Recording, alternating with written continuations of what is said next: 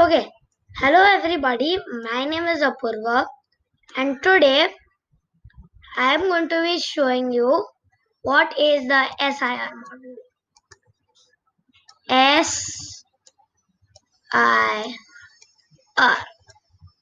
Okay, so what does SIR mean, and what is this SIR model about? So, SIR means susceptible, infected, and removed. So, what context am I talking this about? It's about any kind of global epidemic, pandemic with a virus, basically. Oops. So, so now let's figure out what it is. So basically, in any virus, any pandemic, or any viral infection, there are three types of people. The susceptible. Okay, let's make the susceptible people a yellow. That'll be nice. So like susceptible. Like we don't right now they can get the infection. Infected people. Oh wait, that's a bit too thick.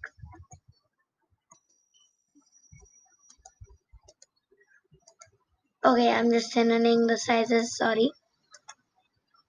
Okay, so infected are the people who have the virus in them currently, and then there are the removed people.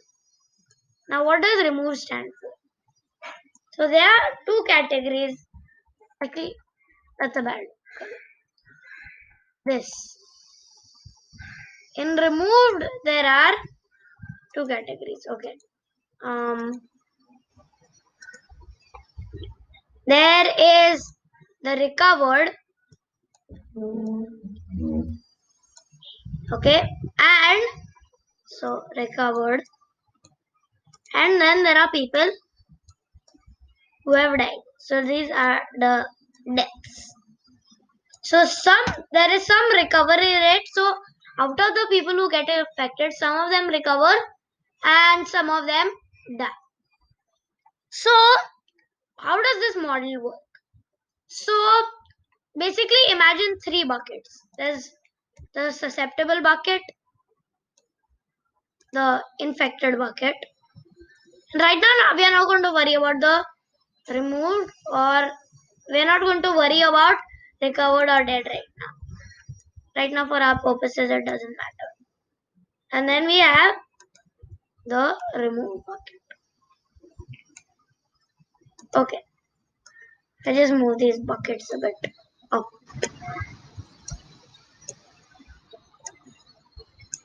And then there is also the death bucket, yes, but okay, but we're going to worry about these later. So now I'm going to, so let's see. So there are few ways that you can move the bucket. So the way you can move buckets is, so susceptible people can become infected, and infected people can move to the removed bucket. And then sometimes some of them recover, some of them die. You get the point. So once, if you are in the susceptible bucket, so whenever a new virus comes, like the COVID-19, so this is the virus. Actually, no, that's a very bad illustration of a virus.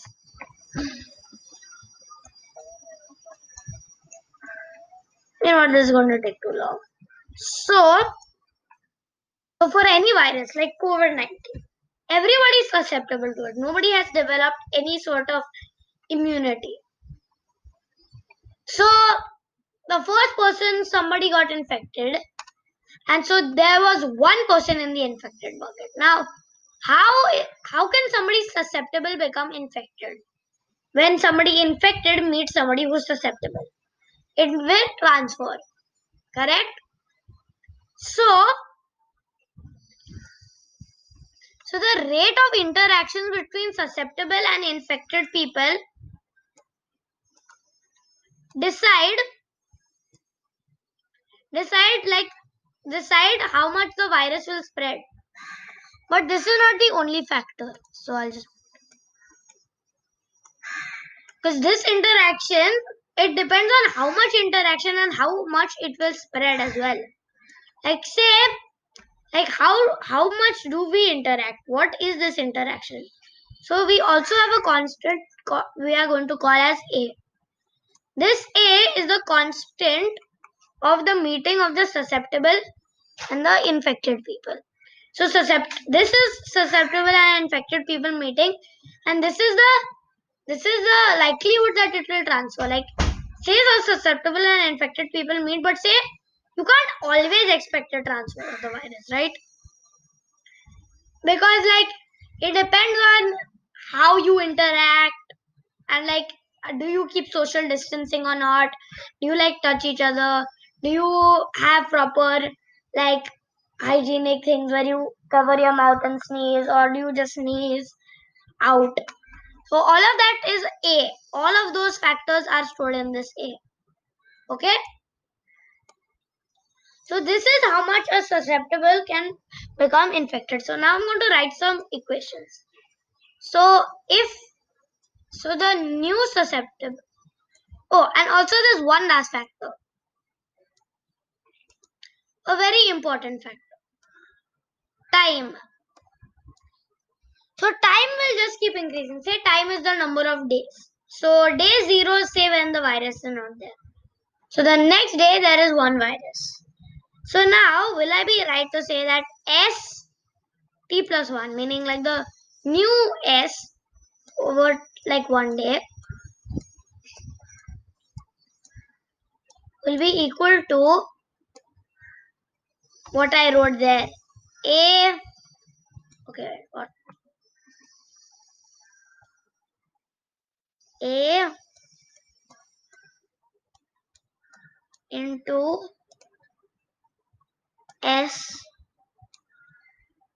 into I. But that's not only it. Okay, so now I'm removing this SIR. Sorry. Actually, wait. I do have more space. What am I saying? Wait. Okay, I'm still erasing. Ha ha ha. There we go. So now we can just move here. Okay, just a second. Much better. Okay. So not only that. So let me move this, because this is the factor that people are getting infected. Oh, okay. The equal to signs come. And it's okay. I'll just rewrite it. Okay, is equal to the old ST, like the day before. Now this is the rate that people are getting infected this year. So won't it make sense that these many people leave the susceptible bucket and become infected? Yes. So this is how the number of susceptible people will change. Then you have the infected. Correct? So infected T plus 1. Okay, let me just move this audio. Okay, I just want to move it a little bit. Okay, hold on. Now we have some issues. No. Okay, hold on. Sorry, guys. Okay, okay, let's rewrite that.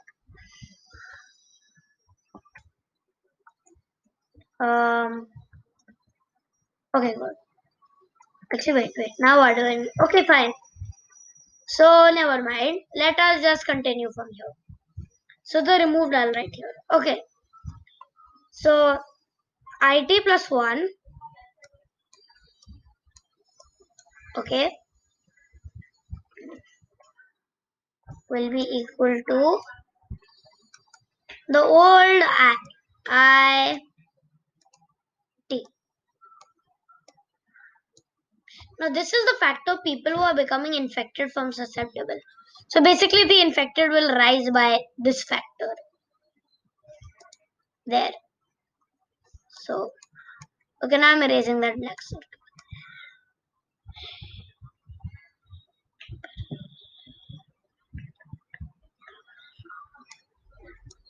Okay.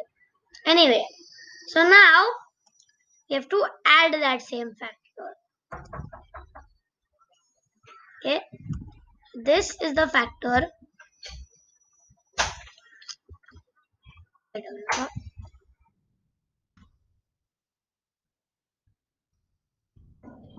Okay, so let us move this we need to add. So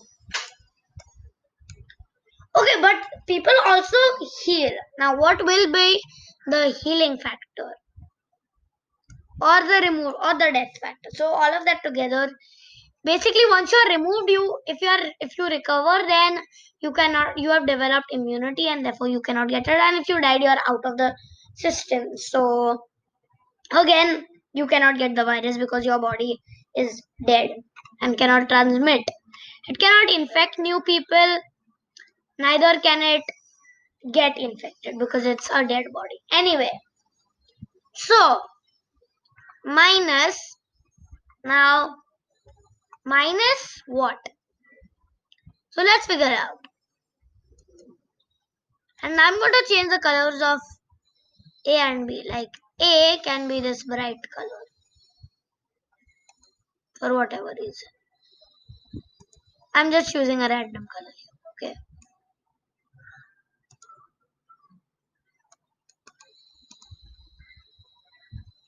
Okay. Okay.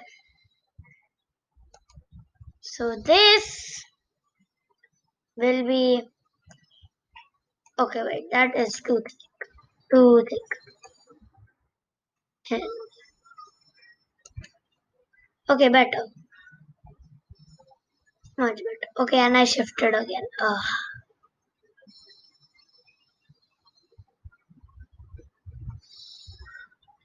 Ugh.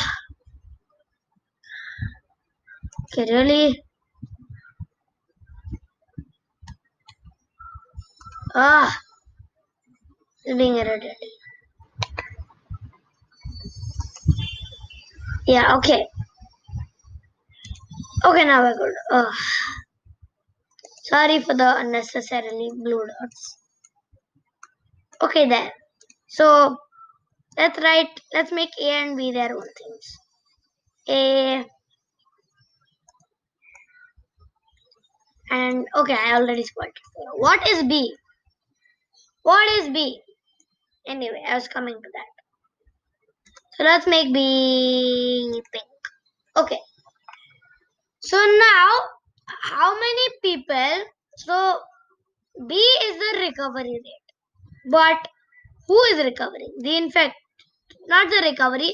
The recovery and the death rate combined, basically.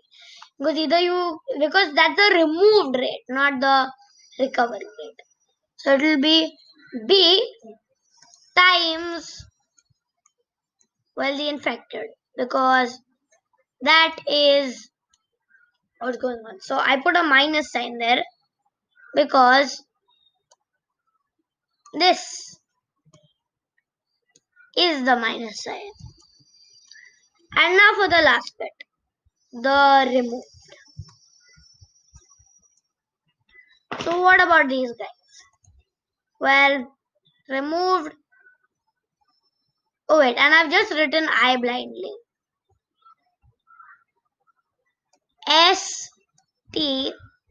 So at that same time. So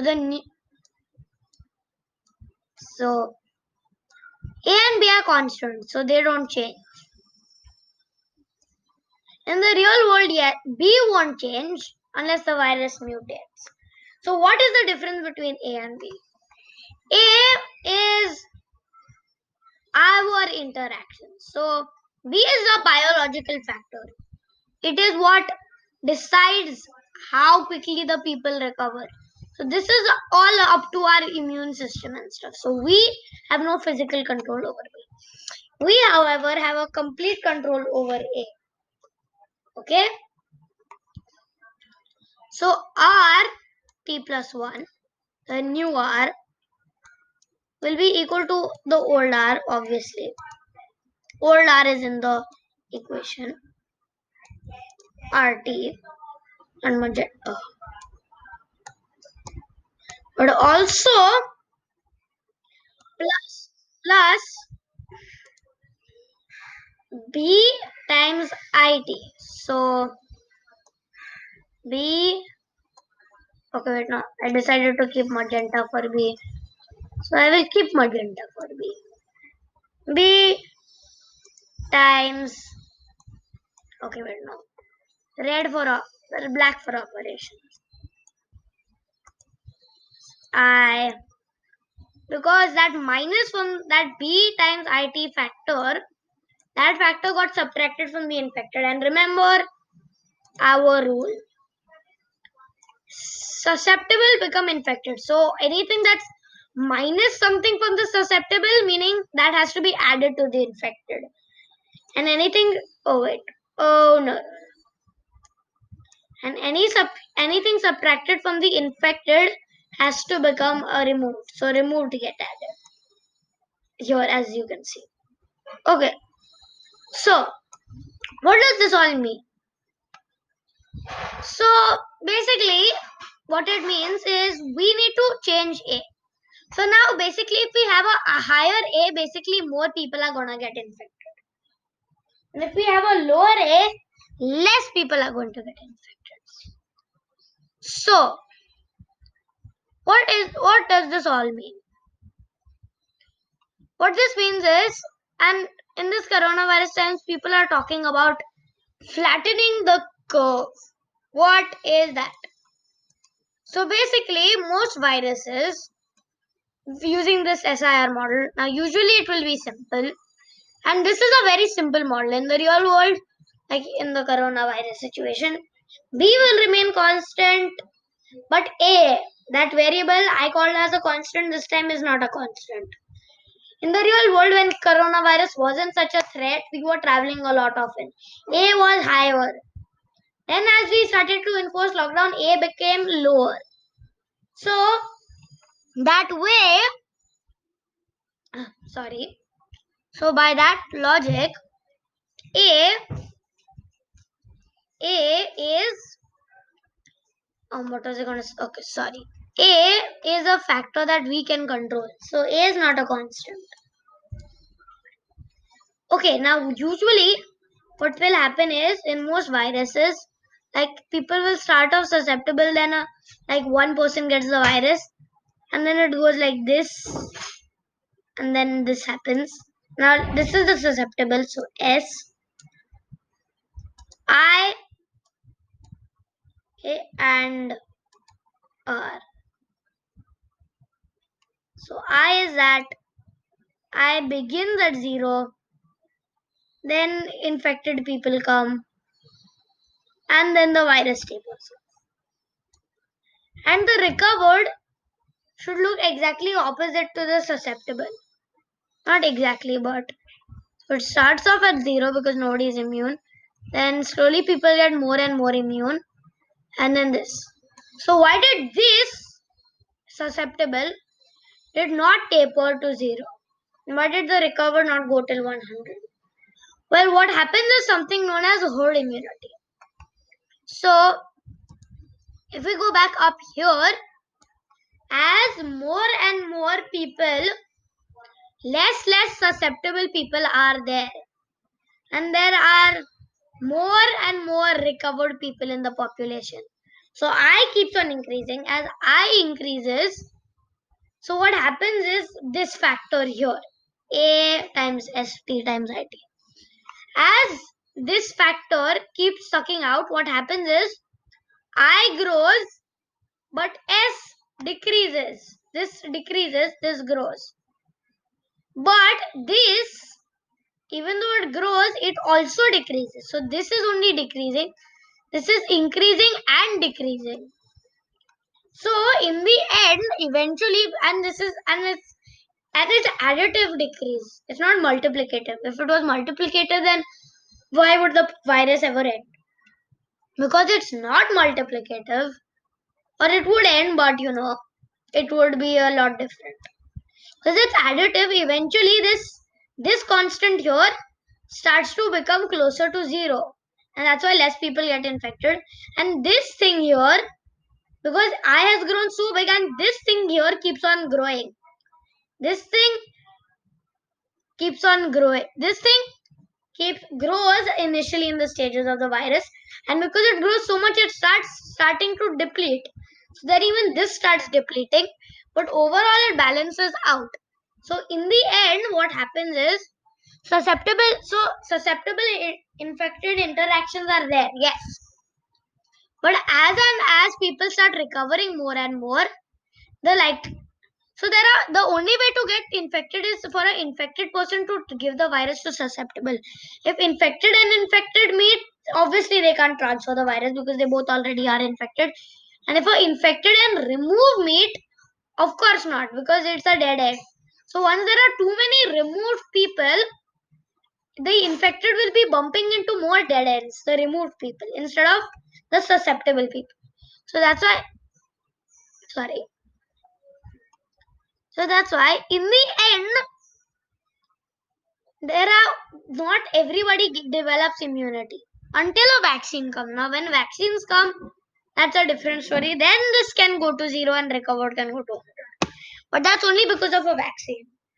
And that's why even if herd immunity does form, and say we don't find a vaccine and this corona is over, we will be left with something like this. So if for some reason an animal reinfects us, of say what will happen now is like there'll be a very small spike in infection, very small spike, and the recovered will also grow a bit and the susceptible will decrease a bit. But we shouldn't have any susceptible people to corona, because what if one day a lot of susceptible people are hanging out together and it spreads to quite a lot of them, and say what if they are old people, you never know, things like that can happen. So what is flattening the curve saying? Oh, sorry.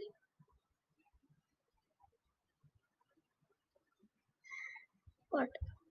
Okay, fine, this doesn't change. Okay, and okay, there we go.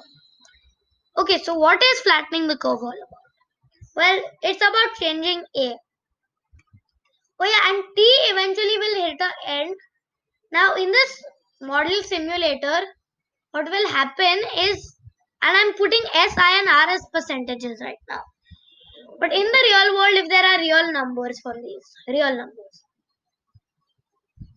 okay, and we plot them all, eventually I will become like half a person, which is rubbish. Meaning like in our simulation, yeah, but I doubt that will happen in the real world. So in the end, things have to become 0. Once the infected becomes 0, it's over. But see, what does decreasing A do? Decreasing A should technically increase the maximum T. Because if you look at it, A here, if we decrease A, it will take there will be less peak infections. Yes. But it will, so wait, right now, the curve is like this, right? So say this is when the virus started and this is say where it ended. So what A will do is, instead of this being the peak, A might, if we decrease A, it might become this. But instead of the virus being here to here, it might become, that peak will be like stretched out somewhere here. So or here say. So it'll be this. So basically it'll take the pandemic a bit longer. But that's a sacrifice we have to make. Now B we cannot change, but everybody wishes they could change B. Because if we can change B, A, we will have lesser peak cases. B, we will actually decrease this total time, which is crazy, right?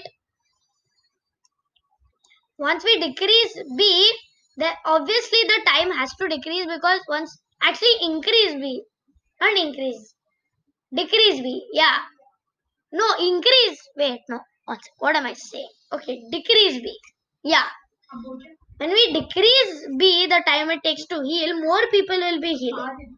Now say in percentages, instead say B is the value of people who heal, like percentages. Like say after And T doesn't have to be days. It can be like a factor of a week. Corona, I think, takes 2 weeks to heal or something like that. Say 3 weeks. So T can be 3 weeks. So, or like say T is 1 day. So what percentage of people in 1 day get fully healed? Like what's the likelihood? If we are doing it in percentage. Otherwise, B is just a number of people. Like it is a fraction still, but you get it, right? So if we actually increase B, meaning more people can heal faster. So the lower the B, meaning less people are healing quickly. Higher the B, the better. Basically. So, oopsies. Okay. So basically, in the end, if we could decrease B somehow, which means manipulating the virus, which is impossible, A, we would reduce the peak. B, we would also decrease this length. Now, unfortunately, till a vaccine doesn't come out, the way is we have to avoid many infections because then you also have recovered and death complications. Now, with the recovered and death complications, what happens is recovery is there, but then if there are less infections, that means in the end we will have less removed people.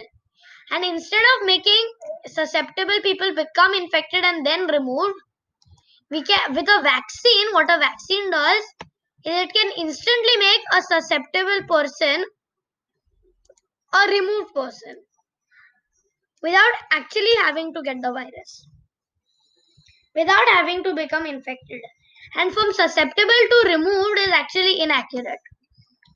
Because from susceptible to recovered, as long as the vaccine doesn't have enough side effects to kill, susceptible can become recovered.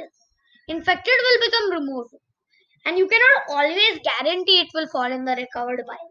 You never know how deadly a virus is. And people have to die when they actually take the virus. But a vaccine is usually safe, much safer.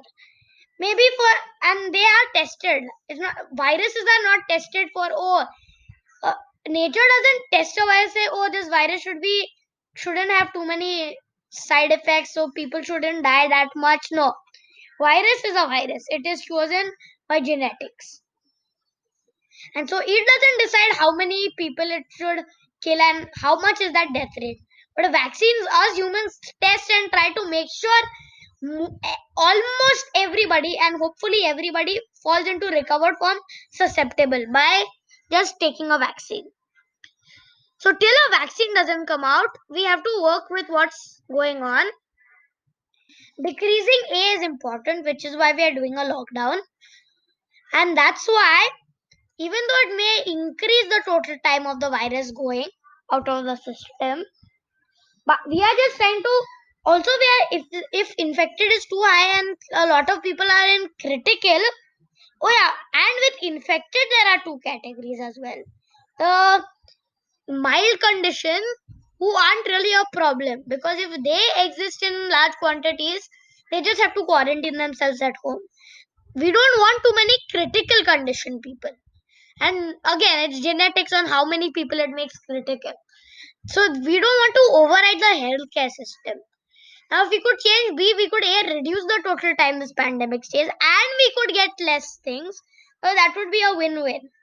Either we have a lot more cases, overflood the health system, and have more, and have a lot of deaths, and but let the pandemic pass quicker, or we flatten the curve, put less pressure on the health system, and maybe for the entire thing to get out of the world it will take a bit longer, and hopefully by then we have a vaccine so everybody is recovered. So after vaccine comes, once everybody is recovered, there is no chance infected can spike up.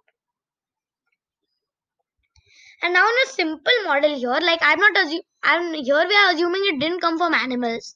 In corona's cases there can be second waves and stuff, because like say it almost went to zero, and then because there was like, remember, no, in any pandemic recovered never become removes never become 100% or all of them. So it can reinfect the susceptible, and if there are enough it can have a second wave. So basically we have to try to flatten the curve, protect ourselves, and to avoid second waves, more deaths, we are doing this pandemic. So please we must say thank you to all our health workers who are trying to help those in critical need. And every person counts to making A lesser. Every single person here on this world counts to making A as small as possible. So please try to help this. Some of you guys still may be frustrated with why is there a lockdown, but please be patient. This is all for the greater good. We must help prevent this from getting too high and therefore deaths getting too high. And people who are have to, and we, even if the critical cases do become recovered in the end, it is still a painful process to be in a critical condition. It's still painful. We want to avoid less pain, and even the healthcare system we don't want to stress out. Like we don't want to stress out the doctors. And then gruesome choices can be made. Like if there are too many people and the hospitals are full, and then whoever is not needed treatment, some people will die there's because the hospitals are full and there's a line, and some people are so critical that if they aren't given treatment in like the next like 2 minutes, they're going to die. And it's not just corona. Say you get hurt or you have some other illness, because if we have too many corona cases and the hospitals are full, and say like you have only 2 minutes to live if you're not treated, then you can die even if you didn't have corona. So what does it, so I hope all of you guys respect the healthcare workers, say thank you to them, and please reduce A. Okay, I know it may still take longer for the pandemic to heal. We also need to thank the scientists who are trying to find a vaccine. Thank you everybody for watching. Please subscribe to my channel. Don't forget to like this video and my other videos. Check it. Click that icon like in the below of the videos. You know that icon with that cool profile pic. Just click saying my name, Apurva Bhatt. It'll take you to my channel. You can see the rest of my videos. Sorry. Turn on the notifications to not be missed of another of my videos. Okay. Bye everybody. I will see you soon. Bye.